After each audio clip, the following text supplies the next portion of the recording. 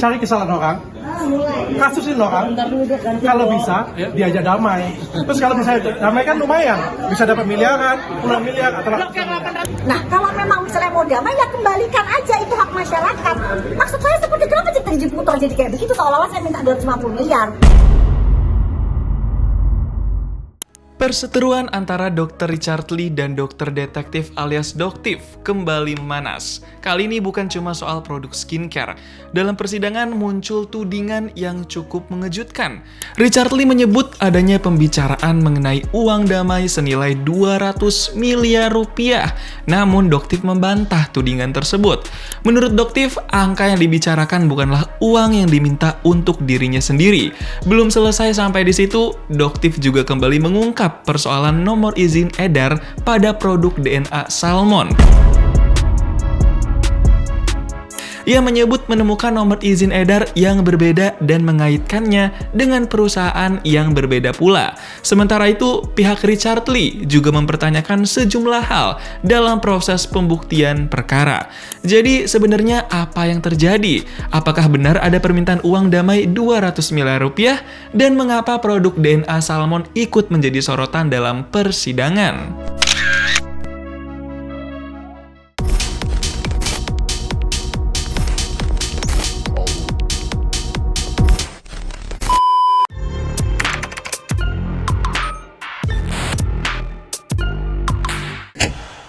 Persidangan kasus Richard Lee kembali menjadi sorotan setelah muncul pembahasan mengenai pertemuan antara Richard Lee dan Doktif pada 16 Januari 2026.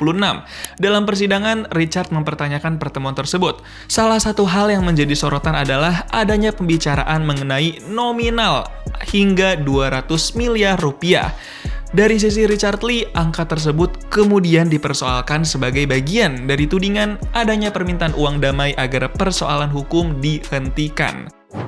Katanya zaman sekarang ini lagi susah ya katanya ya. Bisnis semuanya lagi susah katanya. Saya katanya sih yang di pasar semuanya, jualan tuh semuanya susah. Sampai ada akhirnya yang bertanya, bisnis apa sih sekarang ini yang lagi rame? Tahu nggak kalian bisnis apa yang lagi rame? Cari kesalahan orang, kasusin orang, kalau bisa diajak damai. Terus kalau misalnya damai kan lumayan, bisa dapat miliaran, puluhan miliar atau. Tentu ini merupakan versi atau tudingan yang muncul dalam persidangan dan belum bisa dianggap sebagai kesimpulan hukum. Nah, Doktif kemudian memberikan bantahan. Ia mengakui bahwa pertemuan tersebut memang ada, namun menurutnya konteks pembicaraan berbeda dengan narasi yang kemudian berkembang. Doktif mengatakan tidak pernah meminta uang 200 miliar rupiah untuk kepentingan pribadinya. Menurut versi Doktif, angka tersebut berkaitan dengan estimasi kerugian konsumen. Bahkan dalam keterangannya, Doktif menyebut estimasi tersebut berada di kisaran 250 miliar rupiah. Jadi ada perbedaan angka yang cukup signifikan antara narasi 200 miliar rupiah yang dipersoalkan Richard Lee dengan angka sekitar 250 miliar rupiah yang disebut Doktif sebagai estimasi kerugian konsumen. Doktif mengatakan jika ingin menyelesaikan persoalan secara damai, maka yang harus dikembalikan adalah hak masyarakat yang menurutnya mengalami kerugian akibat produk yang dipersoalkan. Itu gini, itu lucu banget. Ada yang bilang bahwa saya mengajak Ivan. Saya tidak kenal yang namanya Ivan. Dari mana saya kenal yang namanya Ivan? Ya, itu juga ini benar-benar. Jadi ada yang mengajak saya untuk bertemu dengan Ivan. Ya, untuk diajak mediasi. Kenapa? Karena Ivan pada saat itu, dok, saya dimintain tolong. Karena terdakwa DRL ini tidak punya teman, dia meminta tolong kepada saya. Nah, saya bilang maksudnya apa? Untuk damai. Nah, saya bilang, saya nggak mungkin damai, kerugian masyarakat kan itu kan berapa? Kalau kita itu penjualannya berapa? Nah, kalau yang saya dengar dari stiker, itu saya hitung-hitung, itu sekitar 250 miliar. Nah, kalau memang misalnya mau damai, ya kembalikan aja, itu hak masyarakat. Maksud saya seperti kenapa jadi putar jadi kayak begitu, seolah-olah saya minta 250 miliar. Maksud saya itu adalah kisaran kerugian dan itu pun nggak masuk ke saya, gitu loh. Itu adalah audit yang akan dilakukan oleh BPKN, jadi bukan ke saya. Seperti itu. Jadi begitu mendengar angka 250 ya kita ketawa-ketawa aja. Ya udah nggak usah lah, ngapain kita menanyakan soal jumlah uang, nggak usah gitu loh. Karena memang biarkan dia mengganti kerugian tersebut. Kalau nggak mau ya nggak apa-apa, nggak usah, biarkan proses tetap berjalan. Dan karena perkara ini masih berjalan di pengadilan, publik tentunya masih harus menunggu bagaimana pembuktian terhadap masing-masing klaim tersebut.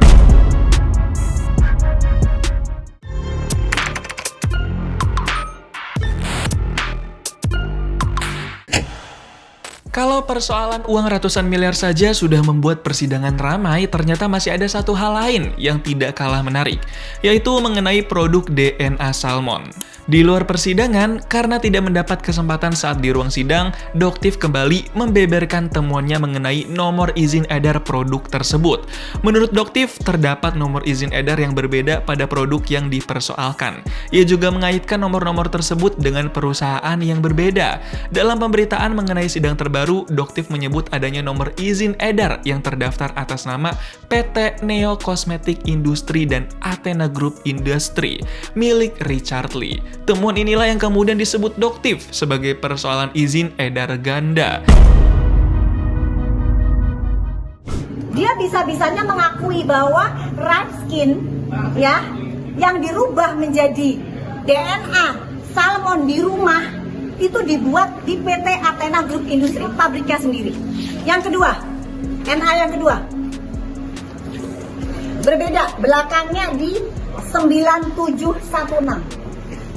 Ya, ini dari akunnya sendiri, Golden Skin by Athena.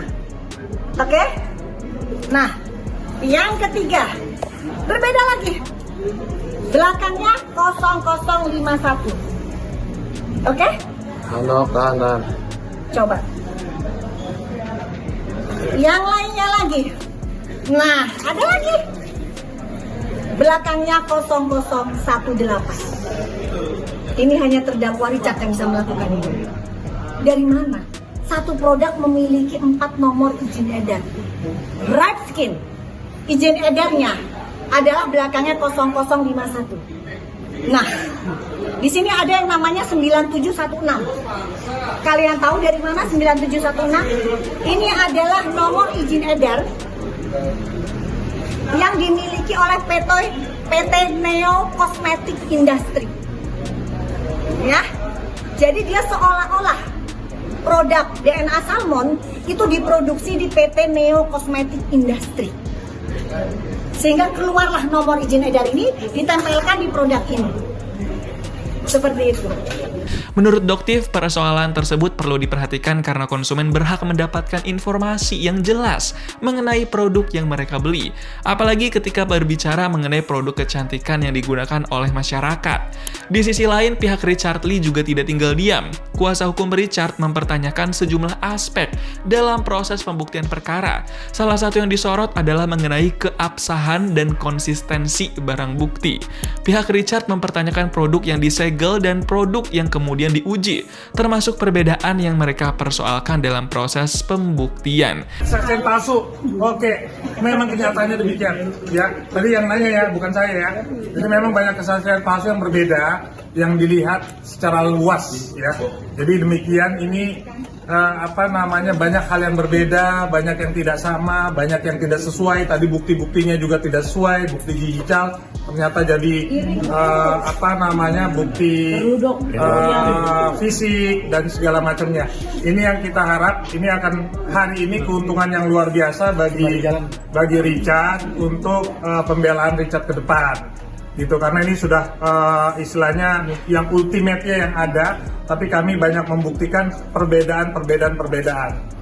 Tadi kalau benar galak, tapi kalau tidak sesuai jawabnya malu-malu. Jadi tadi rekan-rekan bisa melihatlah. Nah, mudah-mudahan hari ini bisa menjadi kebaikan buat Richard di proses-proses yang selanjutnya. Ini artinya persidangan bukan hanya menjadi tempat bagi Doktif untuk menyampaikan temuannya, tetapi juga menjadi ruang bagi pihak Richard Lee untuk mempertanyakan bukti dan proses pembuktian yang diajukan. Dan inilah yang membuat kasus tersebut semakin kompleks.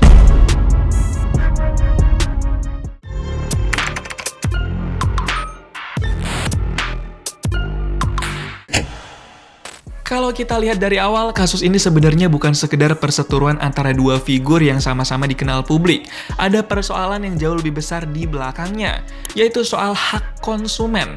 Perkara yang menyeret Richard Lee bermula dari laporan terkait sejumlah produk kecantikan yang dibeli dan kemudian dipersoalkan oleh Doctive. Produk yang menjadi sorotan antara lain White Tomato, DNA Salmon, dan Miss V Stem Cell. Kasus tersebut kemudian berkembang hingga Richard Lee ditetapkan sebagai tersangka dan proses hukumnya berlanjut ke pengadilan. Di sisi lain, Doctive juga menghadapi persoalan hukumnya sendiri akibat perseteruan tersebut. Ini guys, yang lebih bahaya lagi, Athena Group Industry adalah pabrik yang dimiliki oleh terdakwa Richard, ya, yang saya ketahui. Dan dia bisa mengeluarkan nomor izin edar atas produk DNA Salmon. Dan ini bisa tidak terdeteksi oleh BPOM. Kenapa? Karena pabriknya adalah pabrik sendiri. Kalau Neo Cosmetic Industry itu adalah pabrik orang. Jadi mudah sekali untuk menentang ada kejanggalan. Ya, begitu. Jadi ini seharusnya juga dijadikan barang bukti di persidangan. Jadi publik sebenarnya sedang melihat dua sisi dari sebuah konflik yang sudah berkembang cukup jauh. Dan pada akhirnya pengadilanlah yang akan menilai bukti-bukti yang diajukan. Sementara masyarakat bisa mengikuti prosesnya dengan lebih kritis. Bukan sekedar memilih tim Richard atau tim Doctive, tetapi melihat bukti apa yang muncul di persidangan.